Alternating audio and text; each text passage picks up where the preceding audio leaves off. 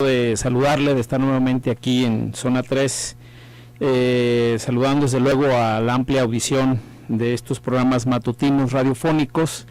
Y efectivamente, como dice don Marcos Arana, el Tribunal de lo Administrativo, por ciertas situaciones que aún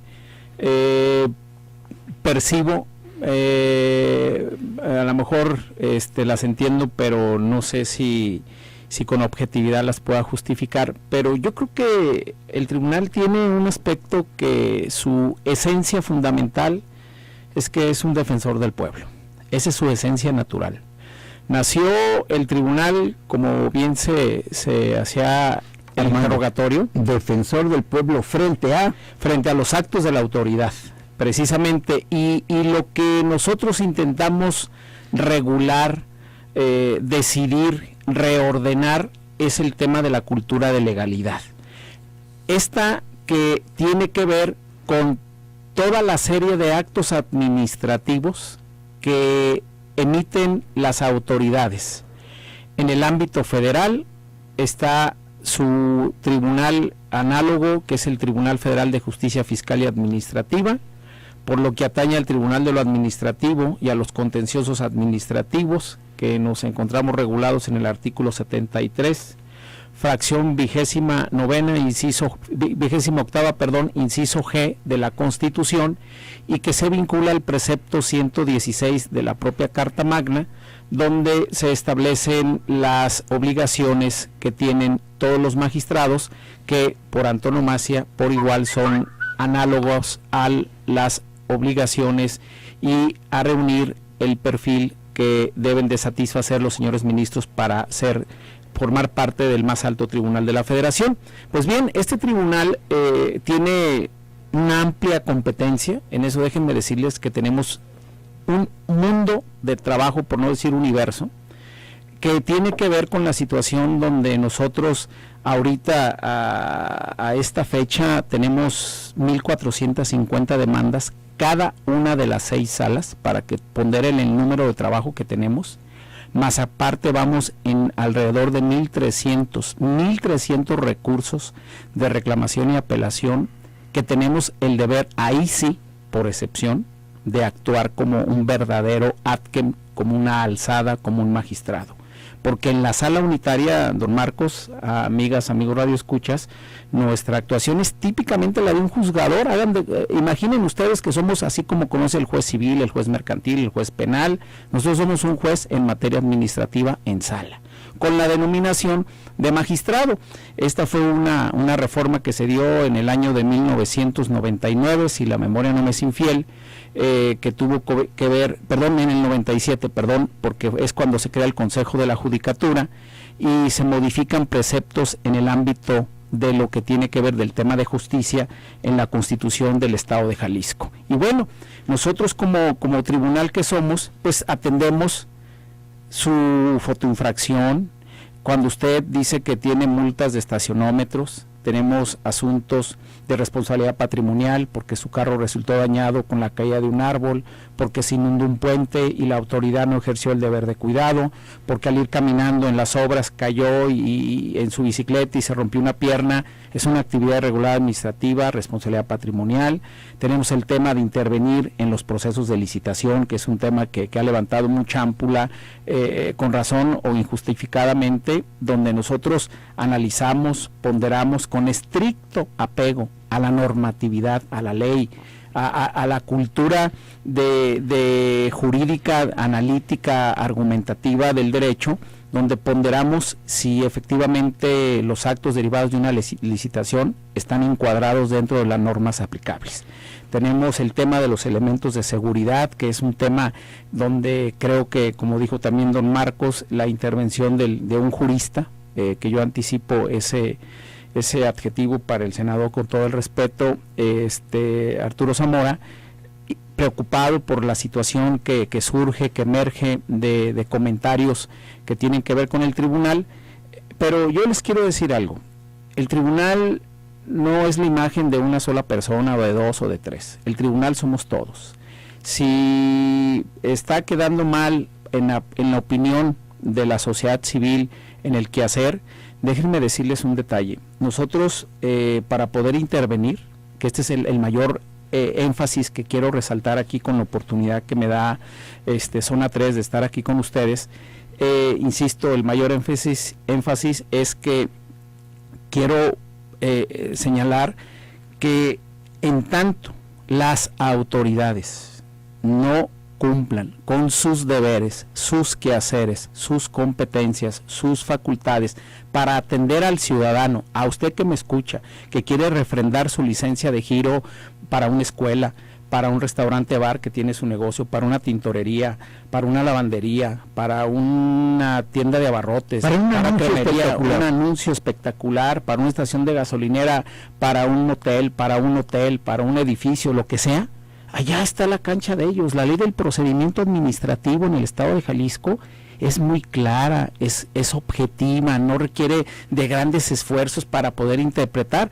Lo único que sí es complicado es que cuando no somos abogados, y si lo somos y no tenemos la cultura de tallar el lápiz, de leer, de entender las leyes, de saberlas interpretar, argumentar, de aplicarlas al caso particular, pues andamos inventando cosas y el problema es salirnos del ámbito jurídico para subirnos al tema político, donde ahí sí el tribunal debe de salir arrastrado y apedreado, porque nosotros no somos políticos.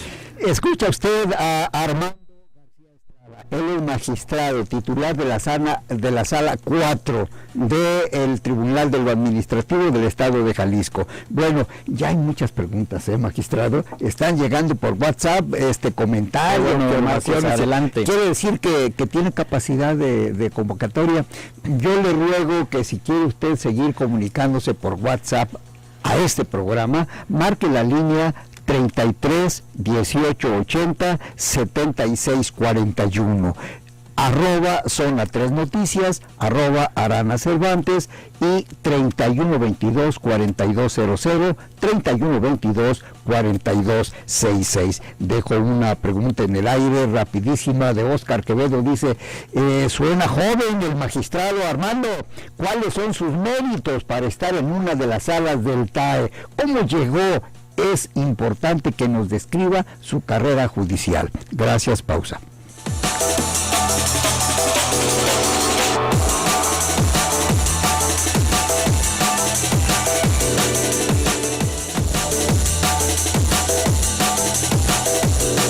Armando García Estrada, titular cuarta sala del Tribunal de lo Administrativo del Estado de Jalisco. Tu carrera judicial. Bueno, pues déjenme decirles que yo vengo y emerjo de mucho orgullo de la cultura del esfuerzo. Yo lo digo porque es la absoluta verdad, no es una pose. Quienes conocen a mi familia en esta sociedad tapatía, donde nacimos, saben perfectamente las grandes dificultades que vivimos. Yo quedé sin papá cuando tenía 4 años. Desde quinto año de primaria, con el apoyo de mis hermanas y mis hermanos los mayores, he mantenido mi vida yo solo. Tengo trabajando 50 años ininterrumpidos. 49, porque acabo de cumplir 53, ya me estoy haciendo viejito. Pero decirles que estudié todo lo que usted se imagina. No fui el mejor, pero no fui el peor, eso se los puedo garantizar. Fui un hombre que luchó diario, que hice el mayor de mis esfuerzos a pesar de la escasez de recursos para ir a la escuela. Me formé en la Universidad de Guadalajara, soy egresado de la misma, egresado de la generación 1981-1986, soy egresado de la generación de maestros en Derecho 95-97, presidente de la generación, y formo parte de la segunda edición del doctorado San Pablo CEU UDG. Obviamente he asistido, que no suene a soberbio, de verdad se los digo, a bastantes cursos de capacitación, bastantes. Yo soy una persona que me dedico a leer, que me gusta leer. No leo periódicos, déjenme decirles, no leo absolutamente ningún periódico. Soy un aficionadazo, aunque no me lo crean, se los digo de corazón, a la radio. me encanta estar escuchando radio todo el día, incluso en la noche. El fin de semana es muy agradable escuchar con calma las repeticiones. Y en el Poder Judicial yo formé parte de la Fiscalía, déjenme decirles. En 1981 yo ingresé a la Procuraduría con sin agraviar al actual fiscal, un gran procurador de justicia que fue don Salvador Cárdenas Navarro, que se hace acreedor al don.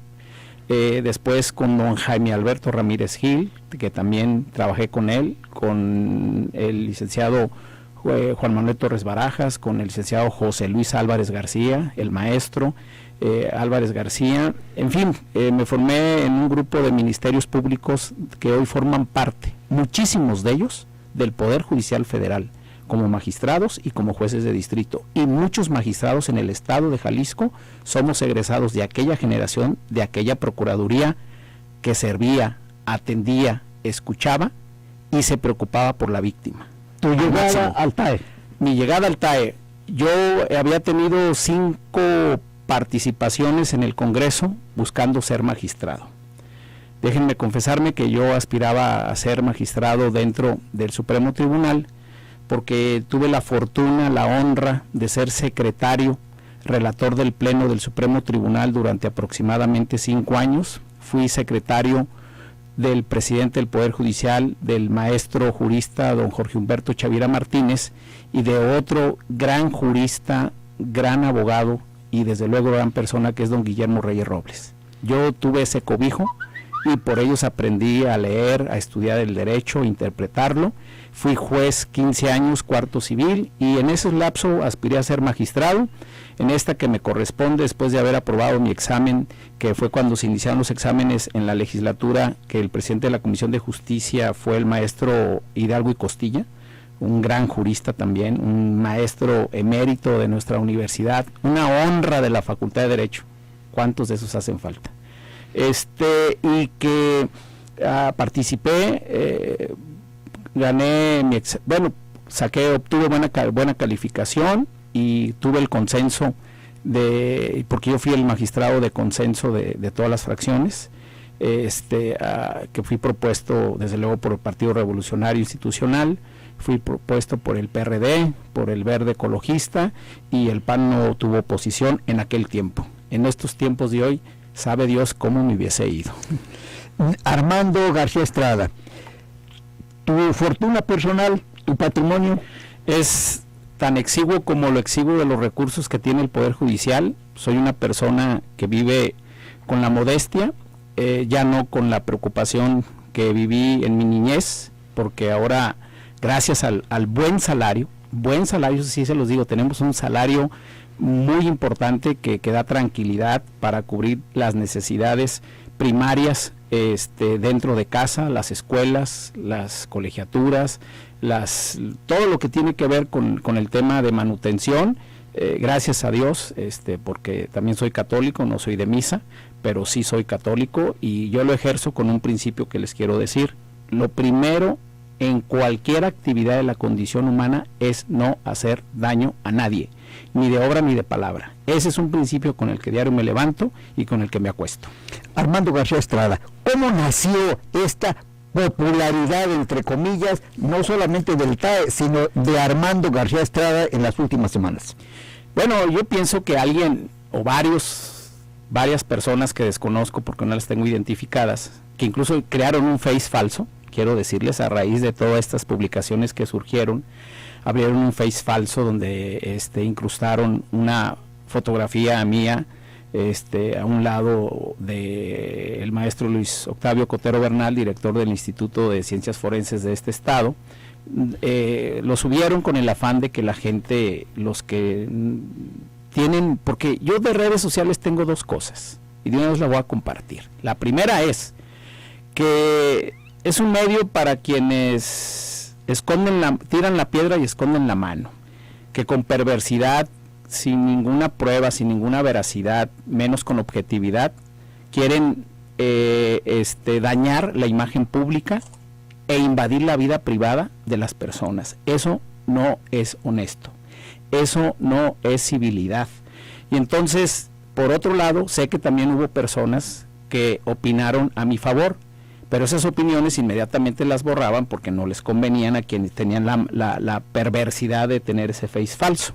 Afortunadamente, y después de casi 10 días, porque no es nada fácil, logré que se diera de baja el Face.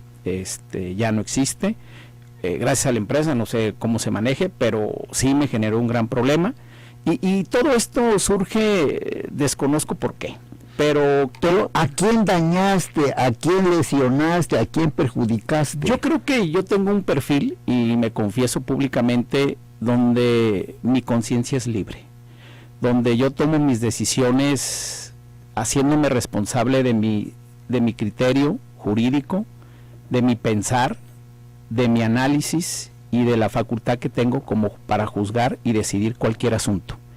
Y creo que eso a mucha gente incomoda, porque quisieran que alguien fuera mi conciencia, ¿no? Que alguien me dijera, no es Z, es S, o que alguien me dijera, no es V, es B. Y desafortunadamente no, y por otro lado, yo ejerzo mi trabajo con toda la responsabilidad del mundo, con toda la transparencia, y además me dedico en cuerpo y alma a mi trabajo. Quien me conoce sabe que diario me levanto con el deseo y el ánimo y la alta responsabilidad de estar en mi oficina, de atender mi trabajo, de hacerlo, de revisarlo. No regalo mi firma, yo no la regalo, yo tengo que revisar, de hasta una coma estoy corrigiendo. Todo esto incomoda,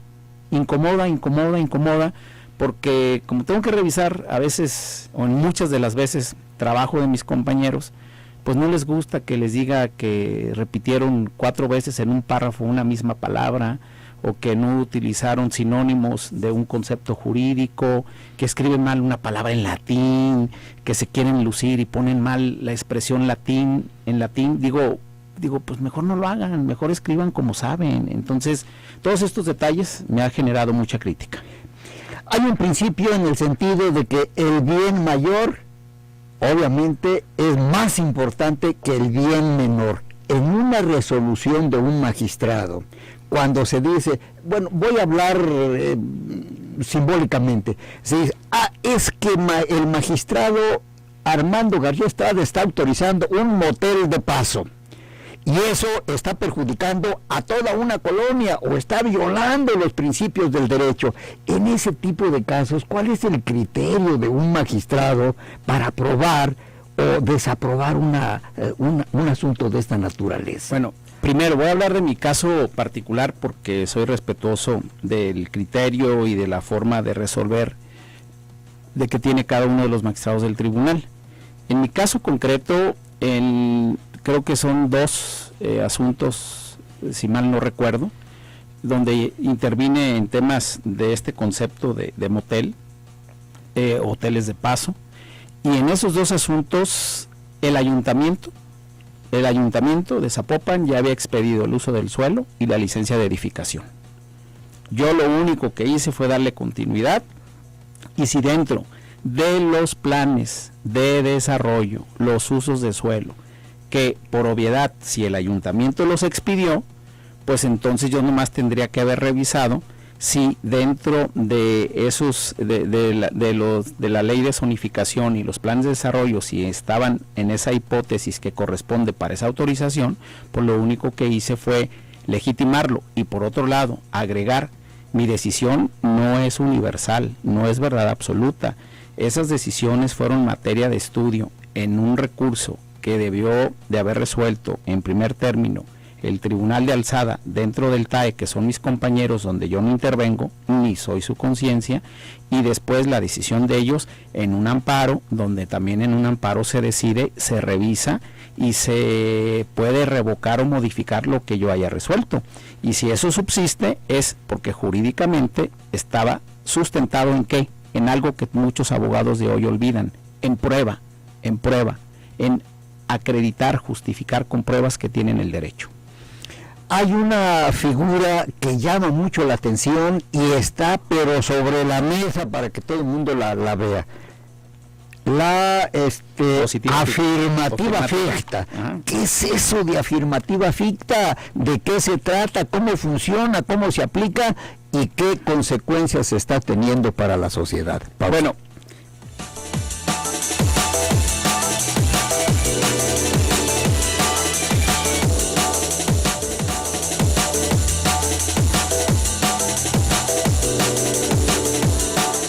término es, magistrado Armando García Estrada, afirmativa ficta. ¿Qué es eso? Bueno, este es un procedimiento, voy a hablar los dos aspectos. Voy a hablar primero el tema adjetivo, que tiene que ver con la Ley de Justicia Administrativa, que está dentro del capítulo de procedimientos especiales. Este procedimiento tiene una normatividad como tal, porque hay un valor dentro del tema de juzgar de respecto de las leyes y las normas aplicables. Las normas de carácter especial se imponen sobre las normas de carácter general. Entonces, este procedimiento especial tiene reglas, valga la repetición, el pleonasmo, especiales. ¿En qué consiste? Primero, que es una demanda que requiere, es un requisito, y perdón por la expresión, sine qua non, es decir, indispensable, que es necesario, sin lo cual no es admisible, que reúnan y que le exhiban en la demanda todos los documentos, todos los elementos técnicos necesarios para la expedición, le voy a llamar para que la gente me comprenda mejor, aunque no es el concepto correcto, de un giro restringido, ¿sí? Llámese restaurante bar, llámese hotel, motel, edificación vertical, etcétera, etcétera, o sea, giros de esos complicados, ¿sí? Entonces, en eso se tienen que exhibir una serie de documentos que están predeterminados en el reglamento de obras públicas, en la ley orgánica de obras públicas, en lo que establece el código urbano, lo que establece la ley de zonificación, en fin, es una normatividad en materia administrativa impresionante, no los quiero distraer con eso, lo que quiero decir es que los requisitos son insalvables. Entonces, cuando se reúnen todos los elementos necesarios para que se emita un acto regulativo, que ese es el tema que está vinculado a la afirmativa ficta, entonces al tribunal deben acreditarle con los documentos inherentes al caso que tienen todo completo. Voy a tratar de ejemplificarlo con lo siguiente. Yo tuve un asunto que tiene que ver con una estación de gasolinera, donde el ayuntamiento expide el uso de suelo, expide la licencia de edificación, expide la licencia de habitabilidad, y cuando le cuantifican el monto de la licencia del giro y cuando iba a pagar, le dicen que siempre no, que porque hay alguien que le moleste en esa zona la estación de gasolinera. Entonces viene y me justifica, primero requiere a la autoridad, que este es un requisito de la afirmativa ficta, de presentarle a la autoridad un escrito pidiéndole que declare procedente y la expedición, por lo tanto, de su giro regulativo o su acto regulativo, que es la licencia. Si en los 30 días no responde la autoridad, vienen entonces al Tribunal de lo Administrativo. Esto no significa que venir al Tribunal de lo Administrativo da por hecho la exclusión de requisitos para que se expida una licencia. No se eliminan los requisitos, no se extinguen con nosotros. Son más exigentes los requisitos en la instancia jurídica, en la instancia del Tribunal Administrativo, o por igual que en la instancia administrativa del ayuntamiento. Entonces, ahí, cuando ya exhiben todo, justifican que verdaderamente tienen derecho a que se declare que operó en su favor la positiva ficta. ¿Qué sucede en el procedimiento? Que la autoridad va a venir a juicio y tiene que justificar y probar por qué razones no respondió primero dentro de los 30 días. Y qué argumentos jurídicos y qué pruebas tiene para demostrar la improcedencia de la positiva ficta para la emisión de la licencia de giro de una estación de gasolinera. Si no lo hace, lo que marca la ley en ese procedimiento administrativo es resolver nosotros de fondo, declarando procedente o improcedente la positiva. Si se declara procedente o bien improcedente, no admite apelación. Aquí voy a hacer un parteaguas, radioescuchas, maestro, porque es precisamente una de las inquietudes del Congreso del Estado, del señor secretario de Gobierno y desde luego del gobernador del Estado, y qué no decir del señor senador Arturo Zamora, donde aquí es donde ellos han generado una serie de presentar iniciativas para regular, adecuar de mejor manera la defensa de los intereses de la autoridad, que allí yo nomás excluiría la palabra intereses de la autoridad, yo hablaría para adecuar la defensa jurídica del ayuntamiento, que yo me pregunto también, bastará con que les den elementos de defensa para que puedan apelar esa sentencia de la positiva ficta o de la afirmativa ficta, porque también luego tengo otra inquietud que voy a compartir. Nosotros tenemos martes y jueves sesiones, y cuando analizamos los recursos de las autoridades, sus apelaciones, sus reclamaciones, sus agravios, yo me pregunto si verdaderamente conocen el asunto, si verdaderamente dominan la técnica jurídica para exponer los agravios y destruir las sentencias que son jurídicamente combatibles, para demostrar que la sala, o sea, yo me equivoqué en lo que razoné, en lo que motivé, en lo que fundamenté y en lo que argumenté. Pero si no saben expresar agravios, aunque la positiva ficta les dé la posibilidad de impugnar, pues no va a poderse hacer mucho, ¿no? Entonces pregunta, ¿el ayuntamiento de Guadalajara, Tlaquepaque, Zapopan, Tonalá, en fin, los 125 ayuntamientos, tienen herramientas jurídicas para combatir una resolución del TAE? Sí, pero en la positiva ficta es caso de excepción. Ahí no, porque es un procedimiento especial y no admite apelación. La reforma que creo que está gestando, insisto, a iniciativa de todos los actores públicos que cité, se va a generar una modificación, y por eso yo establezco, qué bueno que exista la posibilidad de recurrir y que ese procedimiento se acote, pero también la otra situación es, yo siempre pienso en la solución de los problemas, porque de origen yo sufrí mucho, esa es la expresión. Entonces hay que buscar la salida a las cosas de origen.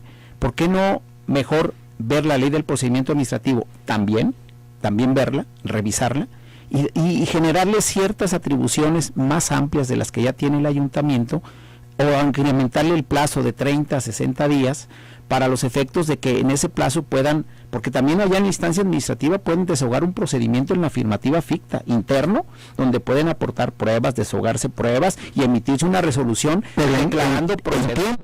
Sí, claro, allá en el ayuntamiento, no fuera del término que tienen, y nunca lo han hecho. Yo cuando menos llegué el 7 de marzo de 2007 al tribunal, y hasta ahorita no he visto una resolución que regula la ley del procedimiento administrativo en tratándose de afirmativa ficta. Pero, resalto, insisto, no tiene esto que decir que por el hecho de que allá en la instancia administrativa no le resuelvan, no le escuchen como debe de ser o no le respondan, no significa que los requisitos en el tribunal ya están salvados y no requiere más que llevar un papel de corredor público para que eso baste. Eso es, en mi opinión, personal, nada más como Armando García y como abogado, incorrecto.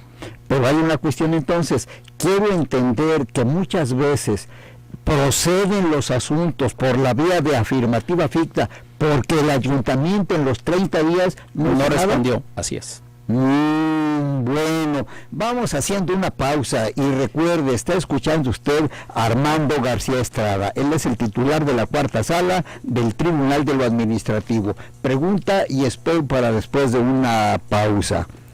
Los planes parciales de desarrollo, Armando, ustedes están contra la ciudad. Si ya lo aprobó el pleno del ayuntamiento y son documentos de beneficio público, ¿por qué el TAE los echa abajo, los detiene? Bueno, esta es una pregunta que nos responde el magistrado después de una pausa.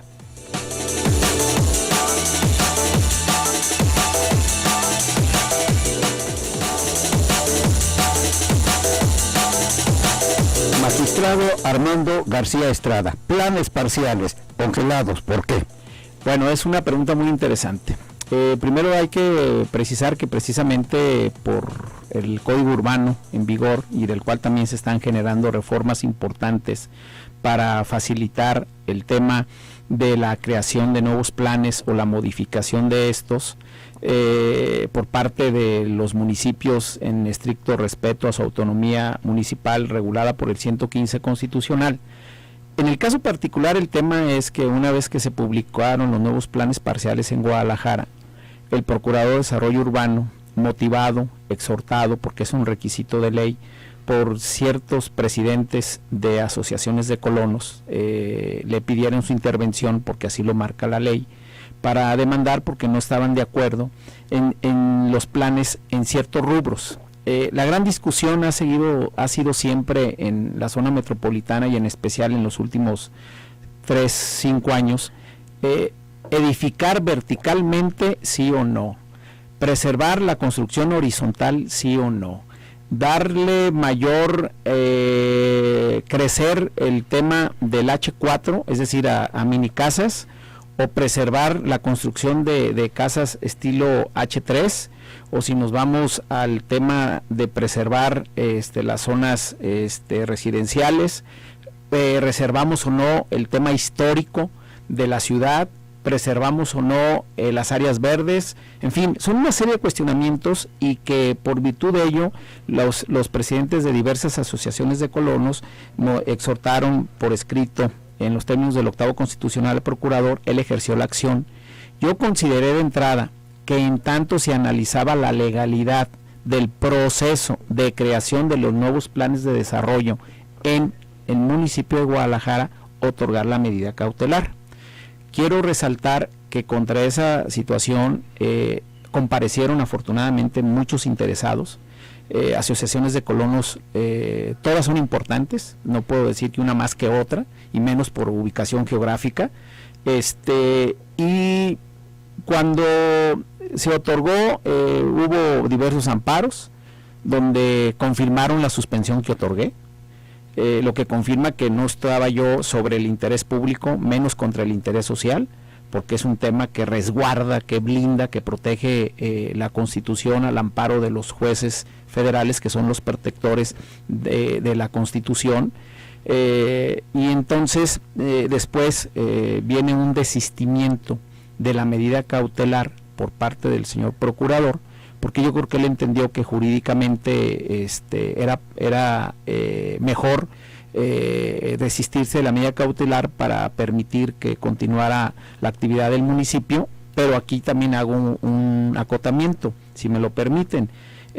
Cuando se otorgó la medida cautelar, se dijo con toda exactitud, transparencia y contundencia de que las potestades y facultades para la emisión de actos derivados en el tema urbanístico de usos de suelo en el municipio de Guadalajara tenían que seguir aplicando la ley que se encontraba o los planes que se encontraban vigentes antes de la publicación del decreto de los nuevos planes. O sea, fue falso lo que afirmaron, que se habían quedado amarrados de manos. Eso es una falsedad que digo públicamente, no es cierto. Ellos tenían la potestad de poder seguir emitiendo sus actos, que ¿en base a qué?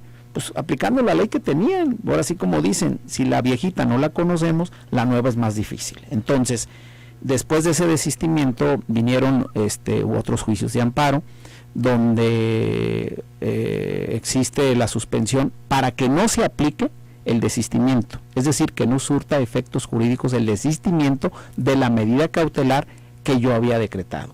Eso todavía está en juicio, está en debate, y qué bueno que ahora sí comprendan la actividad que tiene este tribunal, y que quien decide al final las cosas es en el ámbito federal, que son los que analizan acuciosamente por los principios constitucionales si tenemos debido proceso, si violentamos el interés público, el interés social, y donde tenemos un alto porcentaje de confirmaciones de las sentencias que emite el Tribunal de lo Administrativo, no nomás Armando. ¿Quiere decir que el TAE no es absoluto? No, nunca lo ha sido, y quiero resaltar que todos los que intervienen en un proceso en materia administrativa tienen recursos, tienen medios de defensa para impugnar las decisiones del tribunal. Aquí nomás yo quisiera compartir un detalle. Donde yo entiendo, y esta será una preocupación de las nuevas administraciones, es que en ciertas áreas, en ciertos procesos, las autoridades están un poco acotadas, y lo voy a decir en qué tema concretamente. Decantado por la propia Constitución Federal, nace el tema que para ir al juicio de amparo las autoridades tienen limitaciones. Entonces aquí creo que una gran preocupación que tiene el señor senador, y creo que lo va a compartir en el Senado de la República y en el Congreso de la Unión, es que se establezca una mayor amplitud en la ley de amparo para que las autoridades puedan acudir al juicio de garantías. Y yo hago una analogía: si las personas morales, ya el máximo tribunal de la Federación, los señores ministros, establecieron que las personas morales tienen derechos humanos, ¿por qué las personas morales oficiales no los tienen cuando protegen el interés social y el orden público? aclaro, no estoy cuestionando la virtud jurídica y la sapiencia de los señores ministros. Hay una cuestión. El propio presidente de la Asociación de Desarrolladores Inmobiliarios ADIDE Occidente, Gustavo Núñez, señaló concreta y directamente que en el TAE hay corrupción, Armando. Bueno, yo siempre he dicho en este tema, y recuerdo la última vez que me invitaron los empresarios a una charla en la Cámara de Comercio, que no les quedaron ganas de invitarme, porque yo les dije, yo quiero preguntas directas porque son respuestas directas. Y les dije, bueno, para que exista eso es porque alguien ofrece. Si no ofrecieran, pues no existiría la corrupción. La corrupción no es un acto unilateral, es un acto de dos. Y si esta persona está enterada, pues que denuncie. La Fiscalía tiene las puertas abiertas para recibir denuncias en contra de todos los servidores públicos que no estemos actuando dentro del cauce de la ley y de la legalidad. Y el que cometa errores con dolo o con culpa, saben la sanción a la que son acreedores. Aquí en esto no existe impunidad. Hay un caso que fue como el más notorio, magistrado. El parque de San Javier, la Torre 100, del empresario Felipe Tomé, se dijo que, bueno, hubo una expresión preocupante por parte, dice, no, es que en el TAE la cuestión es encontrarle el caminito, yo ya le vi cómo y todo, y saco todos mis asuntos. Oye, magistrado, eso es preocupante. Bastante, y más que un ciudadano quiera convertir en un instrumento de intereses personales al Tribunal de lo Administrativo. El tribunal es una institución consagrada en la Constitución Federal, en la Constitución del Estado, tenemos nuestra propia normatividad, regulación jurídica, y que si él afirma eso es porque debe de tener las pruebas, y dos, si lo hizo, pues también que no señale al tribunal, porque creo que de los 6 integrantes nadie es responsable, mis otros 5 compañeros, de lo que yo decida, cómo lo decida y cómo yo firme mis resoluciones. Ese es un tema exclusivamente mío, pero también es análogo, lo que decidan el resto de mis compañeros a mí no me compromete, no me obliga, y por eso yo le pido a la gente que no digan el TAE. Todas las resoluciones que emite el Tribunal de lo Administrativo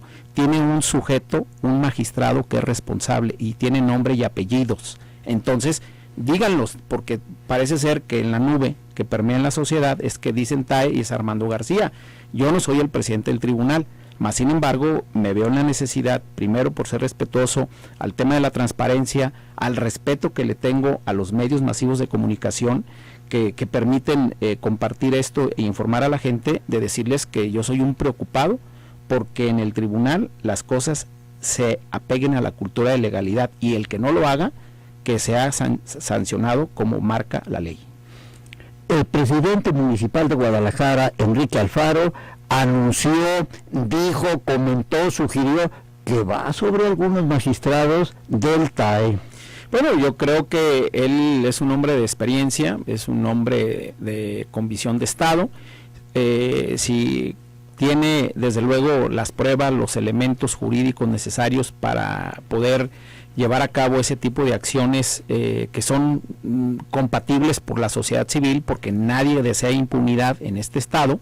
Ese es un principio que ha ejercido el señor gobernador desde que tomó posesión, y bueno, pues la prueba es que la Fiscalía estará atenta a cualquier denuncia para que se llegue a las últimas consecuencias, porque ese es el valor que debe de perseguir a todos los actos oficiales, y más en el tema de justicia. ¿Por qué en general se afirma que el 70% de las torres que se están construyendo en la zona metropolitana van autorizadas vía litigio? ¿Por qué llegamos a ese extremo? Bueno, de entrada tengo una respuesta muy sencilla por razón de tiempo. Si las autoridades no cumplen con sus facultades, sus competencias de dar respuesta, de atender las solicitudes de los constructores, de los empresarios, bueno, pues tienen que acudir al tribunal, pero insisto, el tribunal no es por default que por estar ahí ya ganaron. Eso que quiero resaltar, lo que quede tatuado en la conciencia de todos los que me escuchan. En el tribunal las cosas no son por automático. Si tienen la razón es porque el derecho se las otorga y nosotros la declaramos. No son asuntos personales, no son asuntos de intereses ex lege o fuera de ley, simplemente es cultura de legalidad. Pero entonces quiero entender que cada uno de los 6 magistrados es dueño de sus decisiones. Absolutamente, absolutamente. Nomás cuando trabajamos colegiadamente, que es martes y jueves, es cuando actuamos como ATKEN. Por eso es que tenemos doble trabajo que no tiene ningún tribunal en este país, y por eso dije al inicio, en la sala soy como un juez típicamente en materia administrativa y solo martes y jueves firmo como magistrado. En este caso, las personas que tengan dudas, sugerencias, comentarios, denuncias, ¿a quién van a recurrir? Bueno, el tema de las denuncias ya establecimos que pueden acudir a la fiscalía. El otro tema de información, de orientación, yo les hago mi teléfono 3648-1674 y mi correo electrónico, que es magistrado age@taejal.org, y soy de puertas abiertas y me gusta escuchar más la crítica que la alabanza, porque la crítica nace de las neuronas y la alabanza nace del estómago. Escuchó usted conceptos de Armando García Estrada. Él es el titular de la Sala 4 del Tribunal de lo Administrativo en el estado de Jalisco. Gracias por venir. Al contrario, maestro, gusto saludarlo y que tengan excelente inicio de martes. Gracias a usted que nos estuvo escuchando. Recuerde, hoy a las 8 de la noche se repite este programa en esta misma frecuencia. A todos, gracias por participar y le digo, vámonos a Canal Continental de Noticias.